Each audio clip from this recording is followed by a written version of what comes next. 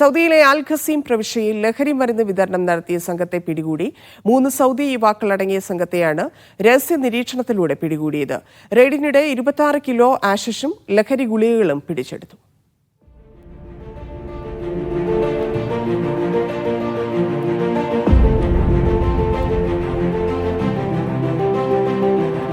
അൽ ഖസീം പ്രവിശ്യയിലെ ബുറൈദയിലാണ് ലഹരിവേട്ട.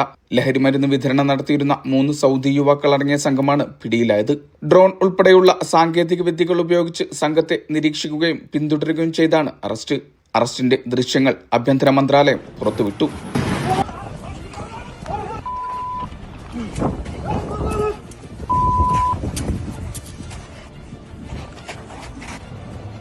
റെയ്ഡിനിടെ 26 കിലോഗ്രാം ഹഷീഷും ലഹരി ഗുളികകളും പിടിച്ചെടുത്തു.